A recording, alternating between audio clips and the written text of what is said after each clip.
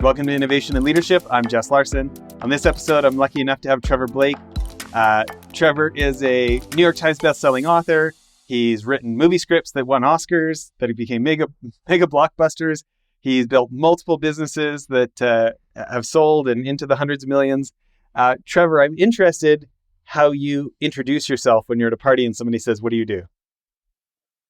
I always the same because it's how I see myself. The psychologists say there's three perceptions: is how we see ourselves, there's how we think other people see us, and there's how people actually see us. They're very different personas.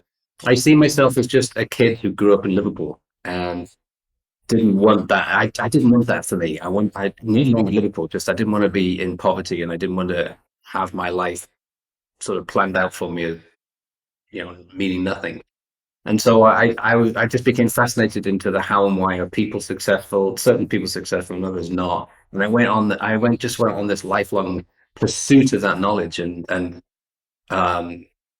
we have these things in the front of our head called mirror neurons, and they're magical because there's only humans and one species of primates that have it.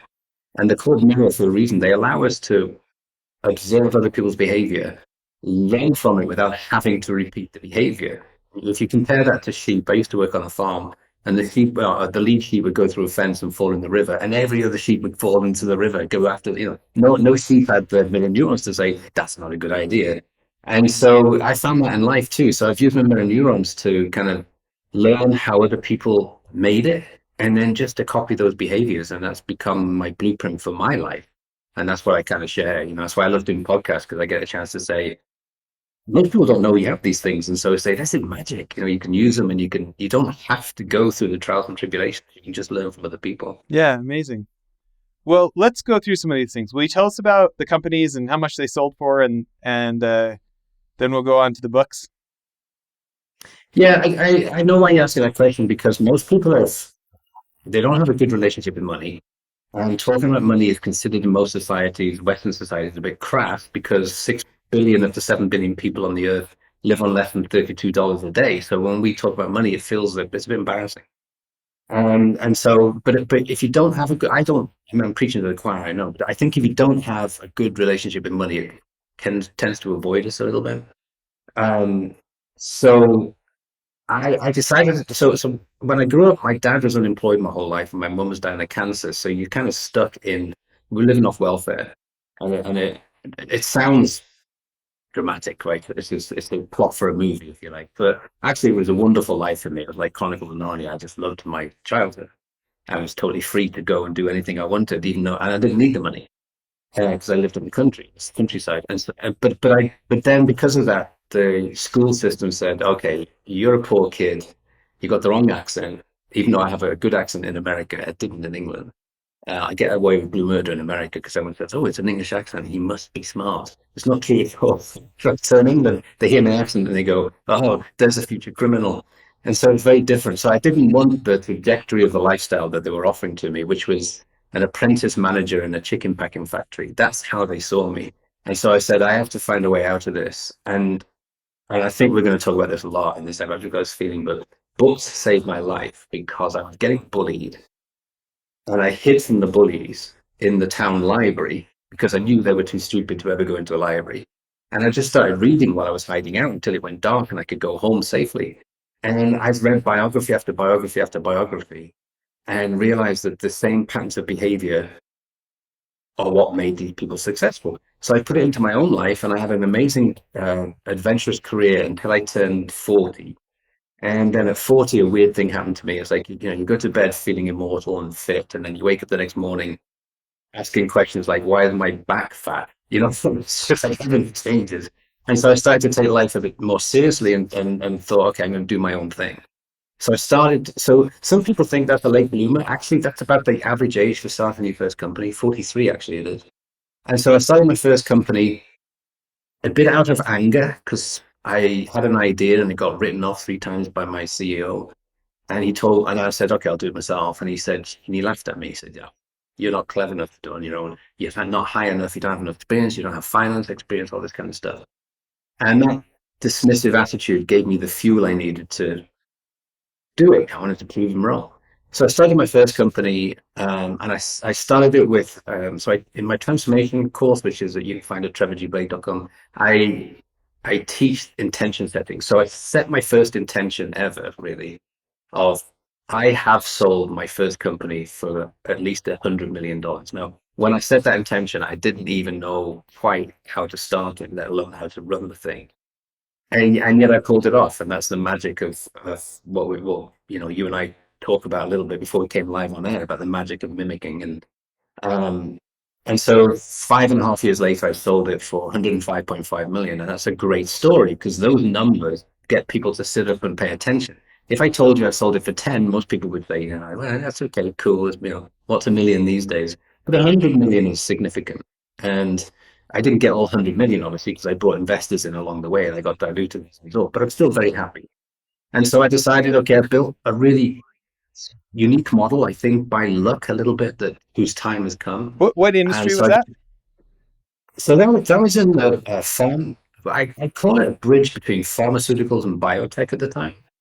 And what was frustrating me, so I think entrepreneurs are not entrepreneurs by design. And I think we're entrepreneurs because we're fixers. We see something that annoys us and we say, I'm going to fix that because no one else is. And then we become entrepreneurs by default, even though I shouldn't say we because I don't know everyone's the same, but definitely for me, I'm not very talented. I don't have any skills, but things do get under my skin and I will figure it out.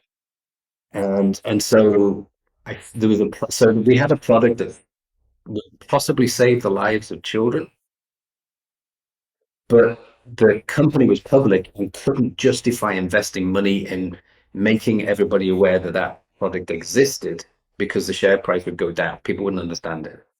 And they'd just see it as a waste of money. So I came up with a plan and said, I'll do this. Let's do it this way. Let's do it that way. Let's do it that way. And my boss said he'd share it with the board of directors, but he never did. But then lied to me and told me the board of directors said no. So then I said, I'll do it myself. So it was to take a product and it was to reformulate it and then make it available in a new way because sales and marketing in the pharma industry is very expensive. I didn't have the money, so I said, okay, I can do it in a clever way. I can do it in a smarter way. What I did was kind of find the experts and then make them the key opinion leaders and then give them the appropriate tools like slide sets. And they went and taught everybody else. So it didn't cost a lot of money, but the results were incredible by my standards. Now you talk in the pharma industry where a billion means nothing to anybody. By my standards, I got sales up to 12 million a year. And that was huge for me, coming from a regular career. And once it got to 12 million a year and it was high profit, it was 76% profit, even for the small market. Companies started to knock on the door and say, we'd like to take this. We'd like to take it to the next level. We have a sales force. We have this, we have that. And so they made me an offer I couldn't refuse. And that was the plug and play model I repeated. I'm on number 7. So I've repeated it. I have different companies in different worlds. TrevorBlake.com is a passion project, not really a company as such. But I think a very important one because I meet so many entrepreneurs that in their heart don't believe that that's possible. They think that's okay for an Elon Musk or a Richard Branson or something like that. But I'm telling everybody, you don't have to have 100 million in revenue. You can build a company quite small. You can get to $1 million in revenue and sell it for 7 because that's the standard algorithm, 7 times revenue.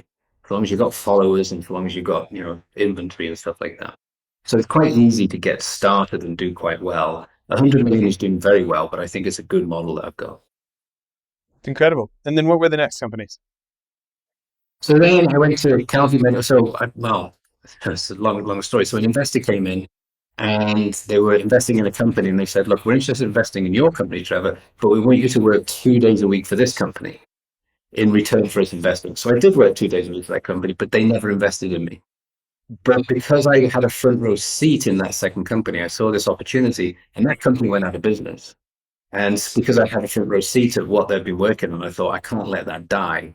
That really frustrated me. Again, I need to fix this. So I started a company very reluctantly called Onu Pharmaceutical, ANU. And the idea was to develop a drug for cancer treatment that didn't have side effects. So it's for late stage cancer where probably all anybody wants at that stage is to live longer for a particular reason. I can give a great example. A guy in the clinical trial, we just finished a milestone in a clinical trial. And a guy, I only know his name is David. I've never met him, but that's all I know. He just wanted to live long enough to see kid get married. And so we were able to extend his life long enough, but with no debilitation in the quality of life. And that's so important because my mum was diagnosed with cancer when I was a kid, and I saw what the treatments did to her. She was fine, gracious. She was very gracious about her cancer. She handled it incredibly, inspiringly. But the side effects of the treatment just stole her womanhood and her courage. And I always was fascinated by finding something that wasn't like that. And so we had it in our hands here. So I brought that forward. David not only lived long enough to see his son get married, he lived long enough to hold his grandson. And although it doesn't sound a lot, I just think that's an amazing story, and I'm so proud of it. And if it went nowhere else after this, I'd say, fine, I did that was why I did it, maybe for David, I don't know, or why we did it. So we built that. So we got that. We're at a critical juncture in that company. It's probably on paper worth about 800 million right now. If I was to sell it, What's that one I don't want called? to sell it. It's called Onu Pharmaceutical Okay. Company, and I want to take it to the next level, which is to get the drug in the clinic, but price it generically. I probably shouldn't say this publicly because that's not going to be a popular decision for the pharma companies. But I get frustrated by the fact that every new drug that comes out is going to be like $400,000 a treatment or something ridiculous like that. I think all drugs that come out should be made. Companies should make a profit, but a reasonable profit, and it should be cost plus 20% or something like that. So that's my goal for that company. And I split that company in two. I sold the rights to one product for 300 million which then I used to fund our new moving forward. Then we have Neovia Oncology, which is another drug development company. And then quite a switch. We go from there to Fluffs Inc., which is an animal sanctuary that was always a passion of mine to Where is that? build a success. And it's in Washington. And so on and so forth. So we have Trevor Blake, which is my business coaching company. And we have From Blake, which is a new media company. And then we have Audie and Linda Productions Company, which is my movie company. I think that's it. Is that seven? Did I go through seven? I think so. That's so fun. Um, I'm not gonna lie. I love having people like you on the show for a few reasons, but one of them is because all the people told me I could only be one thing in life, and I could only do one thing, and I just love having people like you on the show. You know, we had one of the guys on the show wrote a book called Master of None. His name's Cliff Hudson. You know, Sonic Burger, like Sonic Drive-ins, right? He took over as CEO when they were quite small and grew them to like 4 billion, and he said that the way he got there was not by doing just one thing, by being interested in everything. And that's what he really attributes this like multiples of growth to. And he said, you know that saying, jack of all trades, master of none? Uh, Well, that's me. That's me. here's what he said, because I've been accused of that in a derogatory way my whole life, right? Mhm. And he says, do you know where that saying comes from? I said, no, I didn't. He's like, that was a critic, that was a playwright in England who was jealous of William Shakespeare's success, who said it about Shakespeare. Yeah. So apparently, being a jack of all trades is not so bad, right? I find they 2 plus 2 makes 5 in this situation. We live in an amazing time. I mean, we live in a crazy time and a beautiful time where you can come up with an idea and start a company tomorrow. That was never possible even 20 years ago. I remember starting my first company with dial-up internet. It took me half a day just to get the limited liability company certificate for it online. You know, now you can do that in 2 seconds, and so you can engage the world very, very quickly. But also you can set up a business model, and for me, that's the key thing. So all my companies, so I've done two things on purpose. One is I built what I call a hub model, which is a model of vendors and contractors because they know what they're doing. And I don't want to waste all my time holding hands of employees and training them and supervising them and all that nonsense I did in the corporate world. And the second thing is I've never had another employee ever. I've been a one-man band in all of these companies. And the reason for doing that is the same thing. I don't want to spend all my life in meeting rooms talking about things that have nothing to do with business growth or customer satisfaction or product creativity or improvement or involvement. And unfortunately, in the corporate world, and it's a world of BS, as we all know, and I was as good at BS as anybody. I made a great career out of BSing in the corporate, in the boardroom and executive offices and stuff like that. I can't remember a single meeting I attended that was about anything relevant. It was all about human resources and keeping disgruntled employees happy. And in your own business, there's just no time for that anymore. There's no space for it. We live in a world where we have to get big fast in order to survive, and we have to make intuitive decisions. So there's no time to call a meeting anymore. There's no time to hire someone to sort it out. For me, I just think the old way of doing things has completely gone, and being a jack of all trades is really relevant. It's like an idea. It's like an idea just arrived that you can build a model, you can plug and play into, and you can do a dozen things. I mean, Elon Musk, a jack of all trades. I, I mean, the evidence is right in front of us. Is Richard Branson a jack of all trades? Of course Look at they are. look at They're into everything. look at Charlie Munger, right? He literally wrote books like Poor Charlie's Almanac, talking about what he called the lattice work approach of being interested in so many different things, and then later realizing how they crisscross each other, and became, one of the most successful investors in the history of the world, right? Um, I want to. So before we gloss over, I know. So then we have to talk about writing movies, which I know you're not allowed to say the names of the movies because of your contracts, but I know what those movies are. And literally, I'm going to say 99.9% of people listening today know these mega blockbuster movies, who won an Oscar, you probably can't say too many things about the new one, but give us a hint of like genre, or tell us about the new one you wrote. So they all have a supernatural element, which makes me sound woo-woo, but actually I'm trained as a physicist, and so I'm fascinated by energy. And I've used my little bit of understanding of energy and how to play with it differently to build my companies and to live a balanced life. I mean, I've had amazing relationships. I'm very blessed in that way, but I've kind of also done it on purpose because as a physicist, you're always trying to figure out how and why things work. So that puts you into kind of an observational mode instead of a doing mode. You tend to watch, analyze, think about it, like the Einstein thing. He didn't sit in the lab very often trying to make stuff happen. You sit back and think about it and imagine what does it feel like to travel with a light beam? It's how he came up with his theory of relativity. And so as a scientist, I've done the same thing. What works and what doesn't work in business, what works, what doesn't work in writing, and stuff like that. And I find that they kind of work together. So the imagination that I use in business is the same imagination I use in writing, and the construction of an arcing story in a script, which I love to do, I do almost scientifically, is the same way that I'll arc a business.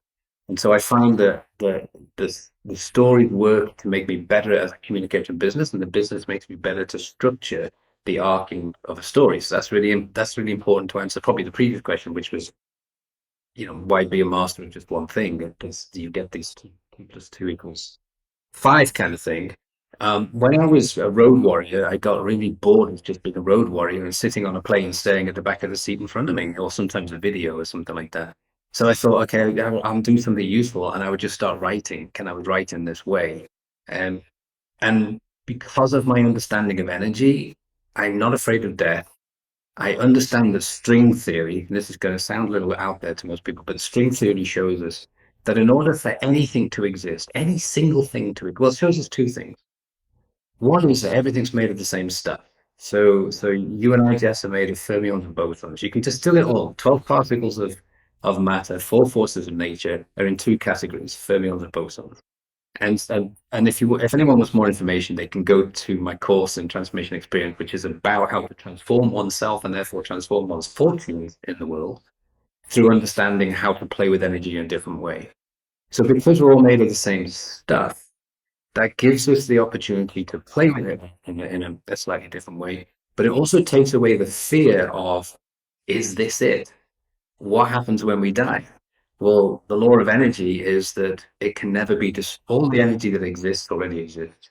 It can neither be created nor destroyed, only converted into another form. So when this aging vehicle gives up, I don't die. And so because of most people are terrified of, this is it, I get one shot at this life and it's not going very well, and what the hell do I do? And they get into a panic and fear mode. I can show through my movies the opportunity that there's more to existence than this simple one incarnation. And that might make me look like a new age priest or something like that. But I can also show it scientifically. I can show the numbers for that. I can show the string theory. In order for anything to exist, it has to exist in at least 10 dimensions. Anything. That has consequences. It means that we never die. It means that this desk that I'm sat by here is not dead. It's not a dead piece of wood. It's as alive as the tree it came from. It's just vibrating in a slightly different way. This to a lot of people sounds woo-woo, but I use this in my businesses. Because businesses are also energy. And if we learn to play with businesses in a slightly different way, then we get a greater relationship with that energy, and it pretty much goes better than if we didn't do that. If we disconnected from it and tried to figure it out and tried to make it happen. So my biggest piece of business advice to people is always don't try and figure it out. Forget the business plan process. Just get in and start. You'll figure it out later. For writing, it's the same thing. I always say to people who want to write, pick a story that you love and start there. And it could end up being in the middle, or it could be at the beginning, it could be the end. You don't know it right now. But you just start and you just write. And the energy of that the freedom of the energy of playing with that different way will allow you to expand in both directions, past and future. So I've always tried to have like a supernatural element to it, as people would call it, to show that it's nothing to be afraid of and that you can work with it in a specific way. Why? Because I look at it from a scientific aspect. I was married to the most amazing woman for 40 years before she died, and she was clairaudient, clairvoyant. So she was demonstrating this to me on a daily basis, and it just seemed like information that needed to be out there. So I eventually wrote these two screenplays. The first one I think won in the Arizona Film Festival, and if I forget the year, you'll know what it is. And then the second one was runner-up in Colorado Film Festival, and then I auctioned them because I was a young man and $20,000 per option was a lot of money to me back then. So I felt like I'd really succeeded. And then, of course, when it went on to do incredibly well and make a fortune for the people who produced these movies, and good for them, they produced amazing movies. I'm not jealous of them. Just I realized it's probably smarter to do it all yourself. So now I don't need to do that. I can fund it. So I'm an executive producer now, and I can put a production team together, and I can try not to let my ego get in the way, so I can allow somebody to play with the script. But I'm a part of it now. I know if that's a good thing or a bad thing. Okay, books. Tell us about your books. So there's two, and what makes them different, because I'm not a fan of self-help personal development genre in general, because overall there's a lack of authenticity. It's a bit like looking at I'm probably the oldest guy in cryptocurrencies, but it's a bit like looking at them. 98% is garbage, and it's hard and exhausting to find the 2% that's really worthwhile. But I like it. Scientific mind. I love researching. Um, in the self help and personal development world, there's a lot of feel good ideology, but it kind of like when you look at behind the scene, like Wizard of Oz, you look behind the curtain. What you find oftentimes is the author or the deliverer of the message maybe lacks authenticity a little bit. And that always bothered me. So I thought, okay, when I sold my first company, I thought, okay, I'm going to fix this and I'm going to write a book. That book is called Three Simple Steps. And it's about the three steps or three attitudes or three concepts, whatever you like, that I learned from all those biographies that allowed me to build that first company and sell it for 105.5 million and also have this amazing relationship. And so I was showing it's not complicated, it's very simple. But the reason I waited and waited and waited to publish that book was because I wanted the authenticity. So here's a guy who practices what he preaches, and here's the results. And if you know his background, which is described in the book, my goodness, that gives you this. Everyone would say, well, if he can do that using this formula, then why wouldn't I try the formula? And then I waited and waited until I think I was on company number 5, felt that I had the experience to tell people how to build a model that works today in this new type of energy we're working with. And it's called Secrets to a Successful Startup. And it's a step-by-step guide, how to get a winning idea, then how to react forward to convert that into something real. So now you own it, you take the ownership of that energy, and then moving forward to build the company to survive first, which is really hard, the hardest part, and then to thrive. That's exciting. And should people go to trevorgblake.com to get those, or Amazon, or what's best? Yeah, everything's there. Everything's there. So I realize I'm told I have a back end and I have a support staff that runs that. I don't know what the back end is, but everything is there. And there's a lot of freebies too, because when everyone came through COVID, there was this tsunami of people moving out of the corporate world to work from home, and I've always worked from home. And it's a very special way of working. It's in Secrets to a Successful Startup too, how to set this all up the right way. Because you can burn out, as you know, you can burn out so quickly working on your own from home because you don't have the camaraderie, you don't have the time release of sitting at the coffee pot and all that kind of stuff. So it can get too intense too quickly. So I have a freebie on the website called The Practical Magic of the 5 hour workday. I never work more than 2 or 3 hours a day. I thought if I said the 2 hour workday, people wouldn't even need it, but so I said 5 hours because I mean, most people they can say if I can reduce from 9 hours to 5 hours, I can probably believe that that's going to happen. I don't work more than a couple of hours a day ever, and never have. And the reason for doing that is that I like to play with energy because I get all my ideas not sitting at the computer trying to crack the problem, but walking in the trees and letting nature teach me. And most people in all the biographies I read, that's what they do. Even Elon Musk spends a lot of time in nature. Einstein spent most of his time in nature. So if it worked for them, I thought it would work for me. So everything's there on trevorblake.com. It reminds me of a couple of folks. Warren Buffett says getting wealthy is not hard. All you need is 8 hours a day to read and think. And one of my very favorite guests out of 900 episodes of this show is the UK billionaire Richard Koch, who wrote the 80/20 principle. And, I want to say he sold LEK for like 3.5 million or 5 million, LEK Consulting. And then the last report I saw was from Perry Marshall that he'd grown that into 1.4 billion for himself. And yeah, you go to his old interviews, he said he used to work 3 or 4 hours a day. If you go to his recent interviews, he works like an hour a day and then goes on. He really likes his dogs. He goes bicycling every day, spends time with his friends. And I got to have him on this show. And I was like a total fanboy. But this. Yeah, I agree. And I am too. And I read everyone's biographies. It reminds me to do more of that. I think the key thing, though, is it's not that it's possible to perceive that as you only have to work an hour a day and then you go and sit in front of the couch and watch football. That's not how it works. So you work an hour a day, or I work like 2 hours in the morning and maybe an hour in the afternoon. And 2 hours in the morning on my businesses, 1 hour in the afternoon on my writing. In between time, I'm deliberately scheduling the things that are more important than the work, like my walks in nature, like my quiet time. I call it, I don't like the word meditation, it could be a bit woo. So taking quiet time, just being by myself, being with my dogs as well, my animals on the sanctuary, those things are really, really important to me. But I schedule them just like I would schedule a business meeting because I want to be in a space where I'm open to the next brilliant idea. So it's not about, some people might perceive it as, or it's not about being casual or being lazy. It's actually the opposite. It's about being very, very disciplined, but respecting the downtime as much as you respect the work time, because that's where you know the magic is going to happen if you go into it with a certain degree of reverence and ritual. Yeah. Richard Koch says like it's like lazy. He calls it laziness allied with extreme ambition. And he said that it's not about working hard, it's about thinking hard.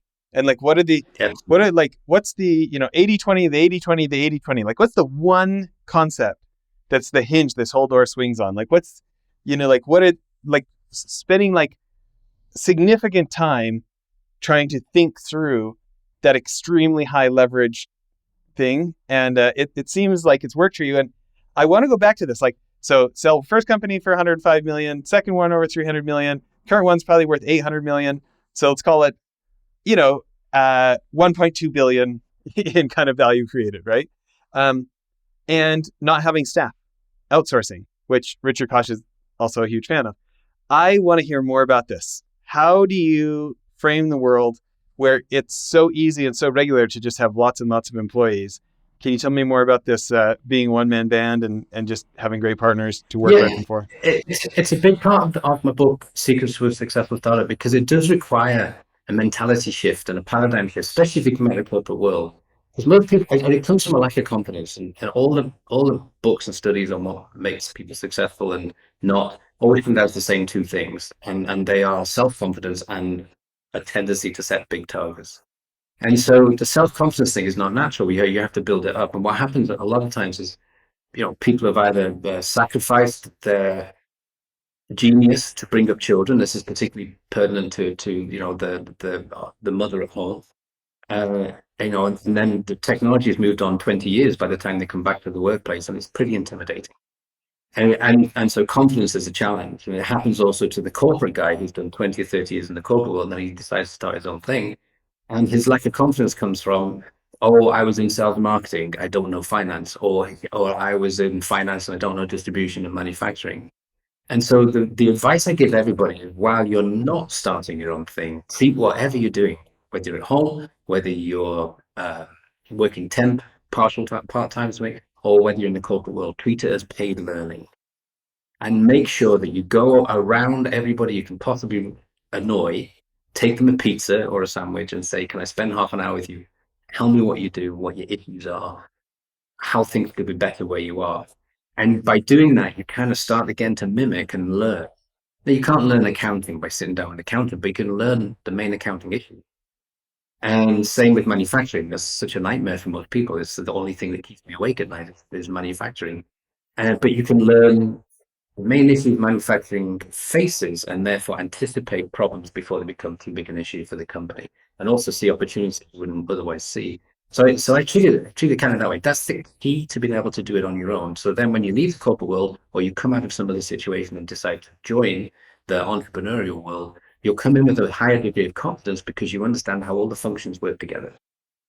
And that's as much as you need, because that gives you then the power to go and find a really good vendor for each of those functions. And the little bit of knowledge you have is enough for your intuition to give you the signal, go with that one, not that one. That's it. It's that simple. It's that easy. And then the second thing, which is not as easy, is to put your ego aside, because when you build a company in a hub model, everyone knows what they're doing. They do not want to be supervised. They want to be left alone to do what you pay them, what you've paid them to do, and they want to be appreciated. The tendency, especially when you come from the corporate world, is to supervise and criticize, to do performance appraisals, to really make somebody completely and utterly miserable, and then filter that information so when you report it to your boss, you look good, right? You take away the bad stuff and tell them the good stuff, not answer. It doesn't work in a hub model. It doesn't work in this modern day where companies need to be not just lean, they need to be single person companies. It's the way the world's working. It's all you have to do is look in the high street or the local mall to see how many of those companies that are hierarchical structures don't exist anymore and are dying on, you can see them dying in front of your eyes. And how many companies are like a guy who's just driving, or, I say guy, meaning male or female, or it doesn't really matter, but a guy is driving them by himself. If anyone wants to know what that feels like, then you read the Elon Musk biography. I thought I'd been pretty busy in my life and had done pretty well until I read that biography. And then I woke up thinking, what have I been doing with my life? Get to work, do something. Because he just drives everything and by himself. And yes, he has employees, but his models require employees. Most models don't. And if I was ever to get to sit in front of him, I would challenge him on that actually about you could actually be much more profitable and make much more money and actually work faster if you didn't have all these employees and did it in a vendor hub model. So let's talk about this vendor hub model for biotech specifically. Like, who are the examples? Oh, I've got a vendor for this, a vendor for this, a vendor for this. So it started out of the fact. So in the corporate world, you typically are under resourced. Actually, you hire a lot of people who spend most of the time on the internet looking for other jobs, but you hire a bunch of people to do a job, and then all of a sudden the real world hits and you have a product that's about to work, about to get approved, and therefore it needs commercializing. And you suddenly realize you don't have any of the people you now need. You had all the people you needed when you were researching and all the people you needed when you were developing, but they're not relevant anymore. And now you need to hire a bunch of people. So we were always in panic mode, and we were always going to a company saying, can we contract you with 6 months and help us through the launch? And so when I started my own company, I thought that was really dumb and expensive. Why don't I just have them contract and they can do it all from the beginning? And they all loved that idea because it meant that they didn't have to keep doing update meetings. They didn't have to keep trying to pacify the contractor, the client. Where previously they'd say, okay, we do it this way. And, we'd all say, no, we don't want it done that way. We know what we're doing. We want this message. We want it to be done this way. It just became, antagonistic, not very productive. And a very few successful 50-50 agreements that I know of. In fact, I don't know of a single successful one. So I went to them and said, just be my function, just be my sales and marketing. You do it, and we'll work out a contract. You be my manufacturer, you be my distributor, you be my regulatory guy. And they loved it. I then had to change my ego from being a supervisory mentality, which I was, because that's how I was trained, to learning trust to trust.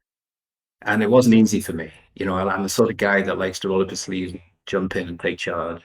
And I had to learn not to do that. Well, to everyone who's out there who's thinking of using the hub model, that's probably the biggest learning experience is to eventually trust yourself to step back and let them get on with their job, but include them in the good news and not call them every 5 minutes saying, are we there yet? Are we there yet? Which is how I started. I sit at my computer for hours waiting for an email, waiting for the phone to go. And then when it didn't go, I thought, I must be doing something wrong. Surely I've got to be busier than this. And then I haven't been to England to see my family in a long time. And I was under pressure to go, family pressure to go, politics. And so I went over and I was gone for 3 weeks, and the times when cell phones didn't work very well. And I couldn't get connection back to the United States where I lived and live now. And so when I came back to US, I thought the company's bust. It's got to be. It's destroyed. So like, not only do I have 1,000 fires to put out, there's probably no company left. And I started calling people, and they hadn't even noticed I'd gone. It had just kept going better than when I was there, calling them up saying, "Are we there yet?" What an important lesson to me that was. That was a huge lesson to me. So ever since then, I've stepped back and allowed people to get on with the work. And I use this. I like the Sun Tzu saying that the best leader is the one whose people said, "We did it all by ourselves." And so it becomes, instead of being supervisory in the old energy of the hierarchical company, on these flat companies, the hub model is trust to trust.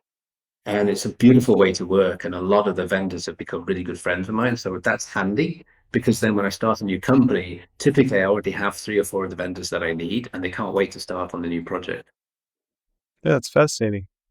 So let's think about this in biotech. Um, you know, regulatory. You got your regulatory guy, lab guy. You've got the regulatory individual or companies. You've got the lab, sales, and marketing. Accounting firm, law firm. Who else am I missing? So there's several big parts. So you need your clinical team to run the clinical trials, and that's such a political, difficult task that I would say to every pharma company, and I'm pretty sure every pharma company is contract that out now to what's called a contract research organization. And you basically say, look, we've invented this, we don't know what to do with it, take it, make it work. And you've signed a contract that has all the technical aspects of take my baby and please make it graduate um, through that whole process. And of course, in the pharma companies, the interaction between those two groups is intense and very sort of, well, it's fragile, but it's frictional, I think, and not much fun to work in. Unfortunately, I've been there a little bit. So in the hub model, it's take my baby, bye bye baby, I love you, and make it work, and let me know when it's done. And then you get to the first milestone, which is a clinical milestone, and then you say, okay, we keep going. We'll keep funding. Let's go to the next milestone, the next milestone. So that's the biggest part, I think, the regulatory aspect, because working with the FDA, it's not like going for a picnic in a park, put it like that. And 1 in 5,000 inventions get to the clinical trial stage, and out of those, only 1 in 25 ever make it to the market, and out of those, only one in those that get to the market, only one out of, well, I think 1 or 2 actually make money back because of all the money that's been spent on the 5,000 that didn't make it. And that leads to a really ugly business model, which is high price drugs pay for all the failures. It doesn't make sense. I'm embarrassed by what we've done in the pharma industry, to be honest with you. I work in the cancer side primarily. And if you do a better analysis and you put all of the drugs that were approved in the last 20 years together, and you say, what impact did we make in humans? The average extension of life is only 2.1 months. That's a terrible failure that in any other business, probably the industry would be completely regulated by now. Um, and we have to do better, and there's better ways of doing it. The hub model helps because the profit margins are much higher. There's more opportunity to reinvest, to grow. There's opportunities to be more niche and to work more closely with the FDA because you don't have army of employees who end up in a like trench warfare with an army of FDA employees. And that's typically what happens. When you're a smaller company and they look at you and say, okay, so you're innovating. Oh, you're not. So yeah, we're not even talking about market and pricing. No, we're innovating. They tend to work with you more and be more on your side. So it's a much more pleasant day at work or hour at work that you do for these things. When you work it that way. So in the pharma industry, the clinical side is, I think, the most challenging. Then, of course, you have the pharma companies are usually started by a scientist or a physician, and they're innovative and they make scientific decisions. Then you move from the scientific decisions to you can get this into the market, and then you're starting to make more commercial decisions. That becomes a bit of a clash. So you need really good vendors to be able to figure that one out. And then the final part of it is maybe it gets picked up by a public company. And at that point, the decisions are neither scientific, clinical, or commercial. They're purely shareholder decisions. How do we keep the price going up? And for me, that's where it all falls down. And so my ambition is to not get to that point, but to have a product that works in the clinic, that extends life without disability and side effects, but also is at a price that everyone can afford. And that makes me kind of an enemy of the pharma industry. But that, like I said earlier with you, that's why I'm a fixer, not a follower. And so I want to fix what I see as being a real issue, which is a risky thing to do in this business, by the way. And so how do you think about, thinking about the 5,000 experiments that don't get to clinical, how do you think about your selection of, if you're not going to charge the big prices on the end to make up for failures, how do you think about selection to have less failures up front? So I put a team together that for the company I was working 2 days a week for. I put a team together who were ex-presidents of the American Society of Clinical Oncology. But they had a front row seat at every invention in every institution around the world. And we got together and said, what's the best that we've seen? And then we went and kicked the tires of all of those and found two or three that worked really well. And then we thought, had the promise, had the potential. And then it's a negotiation with the institution, and the institutions typically see everything they ever invent as a multi-billion dollar project. And it rarely is, so that process goes on for quite a while. And then we found this group of patents, and we brought them in, and I licensed them into that company. But then that company ran out of money, and that's when I took the license. I said, okay, I'll start a company, and we'll get to the next level. And the break I had was that I wasn't a typically structured pharma company. If I was a hierarchy, then I would know that the scientists have a year to a year and a half to prove the concept. And if they don't, on to the next project, and bye-bye scientists. And that's typically what happens in a pharma and a biotech company. Because I didn't have that situation, it allowed me to give the scientists the time they needed to do the right thing. And so we ended up um, playing around with 5,000 potential inventions. And our inventions are a combination of two re-engineered chemical compounds that are found in parent compounds that are already in the clinic, but are highly toxic. And so we re-engineered them. We knew how our secret sauce, we knew how to take the toxicity away. And then the next thing was, how do we link them without causing toxicity? And so we tried 3,000 of those linkers. And eventually, after 5,000 attempts and 3,000 linkers, we ended up with 5 that worked. But our break, if you like, our luck, was that process took 7 years. And no pharma company can afford, especially if it's public, can afford to give its scientists 7 years to prove a concept. But I just, it was the right thing to do, and we were able to do it. So Yeah, that's why we made it. what kind of investor did you have, or how did you financially structure it so that you could take the 7 years? I financed it myself. Okay. It was the only way to do it. And so 2003, so 9 years into it, it got too big for just one investor, and I was working on another company, and I was traveling through Asia, and this was a commercial company, and I met a group in China, and just hit it off with this one guy, Raymond, and it's a great story. His dad had died recently, and on his deathbed, his dad said, I'm fed up of you working in the textile industry. I want you to do something worthwhile. I want you to start a healthcare company. And we met the next day. And I didn't know this story until sometime after. And we hit it off, and it was a verbal agreement, and he said he would come in as a co-investor, but I run the company, and he doesn't want anything to do with it. And it's remained that way ever since. So I've never met him since. He just funds some of the costs, and that's it. Again, trust. It's the way it works. That's incredible. There's a couple of themes that I've noticed in some of your stories about people. These getting the right individuals to say what, these individuals who would have the front row seats to see all the different biotech inventions and, finding, being around enough to run into somebody like this great co-investor partner you've got. And can you talk about your mental approach to making new friends and getting out and making new relationships and keeping the right relationships?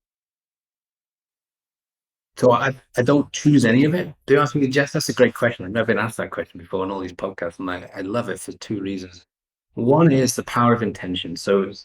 I teach the science of intentions, and there's a free webinar on trevorblake.com.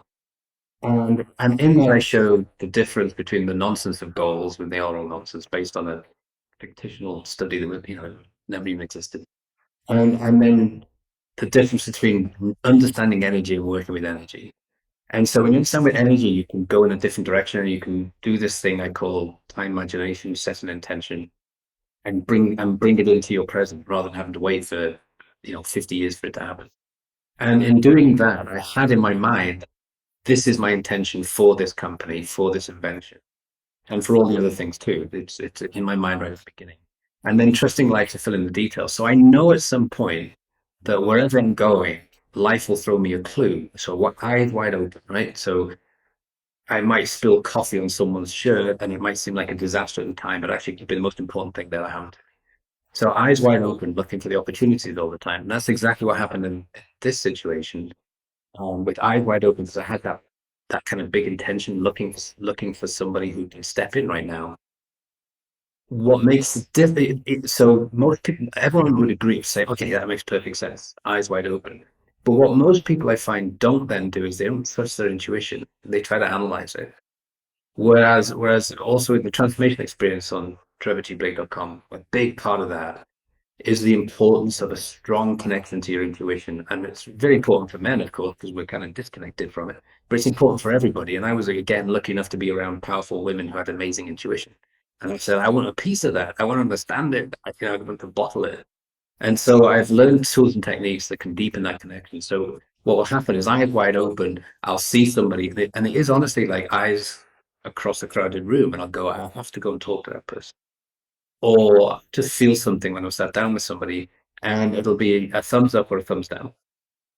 And that's as much analysis as I ever do in it. Finding a vendor or finding a partner or finding funding, never ever chase it. Forget networking. Don't do networking ever again. It's a pointless exercise that will reverberate not in your best interest, because energy is resonant. The more you lift somebody up, the more you get lifted up. So the more your eyes wide open, looking for it, the more it comes your way. And so I don't chase anything. I don't chase funding. I don't chase ideas. I don't chase anything. I'll set an intention, and then I'll try to look for the clues. And that could be people, or it could be things. And that's it. That's what I teach. I've been teaching this since 2012, and with the transformation experience under different guises and different updates. Since 2012, I've never had a single person say it didn't work. Not a single person. And no one ever asked for the money back. I have to charge for it because I have an infrastructure overhead for it. And I think that's the best testimonial. You can listen to me ramble on about it for hours, but when other people use the techniques and then send me these amazing emails, all in capital letters, wow, OMG, you'll never guess what happened. I pretty much can guess what happened because they're using the tools and techniques. And if it sounds a bit woo and a bit magical, it's just that they've understood that playing with energy in a slightly different way is what's making all the difference. And no one has to become a saint or a genius. You just have to change a little bit from the way you thought about the world before to the way the world actually is, and then say, okay, so I'll do it. I'll think this way and I'll talk this way, instead of being the old complainer and being against what I don't have. I'll be for what I want now and be a little bit more energetic about the world, and everything changes. That's all it takes. You know, um, I think about my career early on. I was like, living in Huntington Beach, get up in the morning, surf, go work a sales job during the day, and try to build an entrepreneurial thing on lunch hours and evenings and weekends and stuff, right? And because I was an art school dropout, didn't have a degree, I was getting sales jobs, right?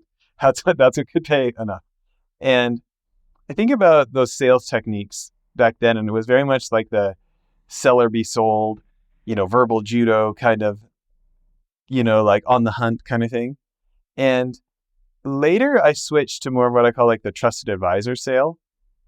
Um, and my income like much, much over 10 times because of it. And like this podcast is so fun because I have enough volume. Like I don't need any one guest to become my investor or client or friend or something, It's like I get to meet all these interesting people. And then that word meant a lot to me when you said resonates, because there's people on here that's like, we just get each other. And like, I can just tell we're going to be friends. And then that's happened enough times that I'm like, I know it is going to be, and it's like this natural thing.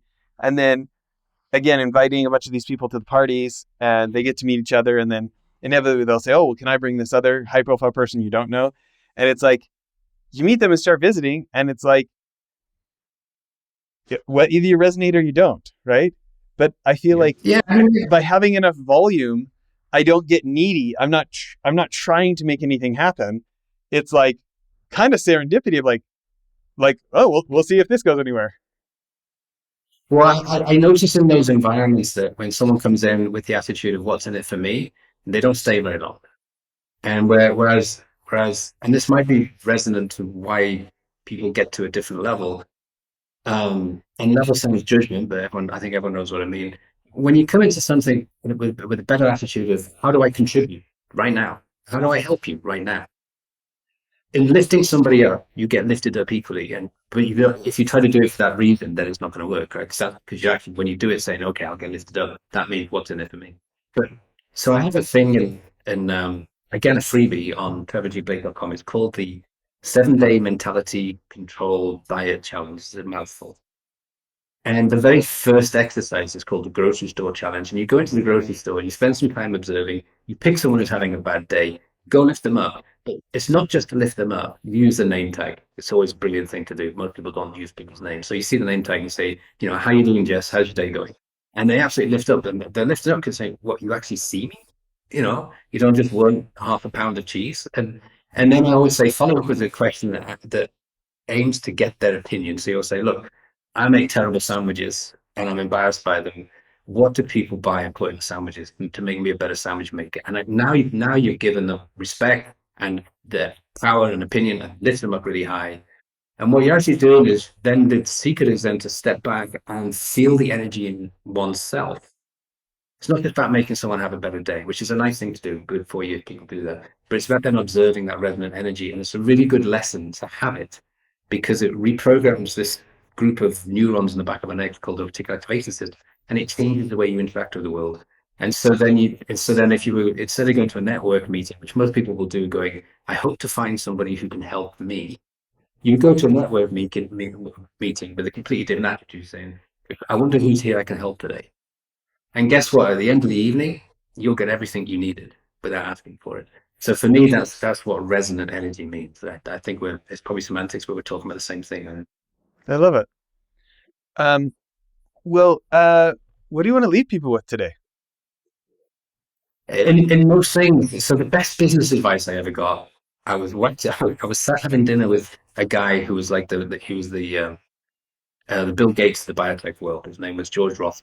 He's not with us anymore, unfortunately. He was a lovely, lovely guy. He worked only 2 hours a day, by the way, and he built a $60 billion company. He spent his spare time birdwatching with his wife. And he could have bought the Seattle ferry system. He had so much money, but he traveled on the Seattle ferry system. And I just thought he was an amazing inspiration to me of how to live a balanced life. I was having dinner with him one time, which is a blessing on my part. I was lucky to have dinner with him. And I was waxing lyrical about this brilliant business plan I had, and he was getting bored. And I could see it in his eyes, but I couldn't stop myself. And then he put his hand up and he said, Trevor, you don't know what business you're in until you get in the business. Just start.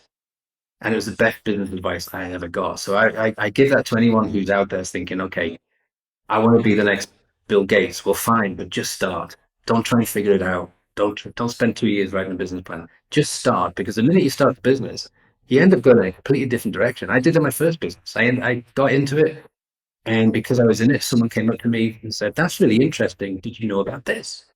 Well, I would never know. I know, of course I didn't. So I went in this other direction. That turned out to be even bigger and easier, actually, too. And what made the company. So that's the same advice I would give, and I pass on to anybody who's willing to listen. It's great advice. I love it. Well, thank you for spending so much time here today. Thank you, Jeff. Great questions. Really enjoyed it. It's fun. It feels like a fireside chat. I like that. I loved it too. Bye, everyone.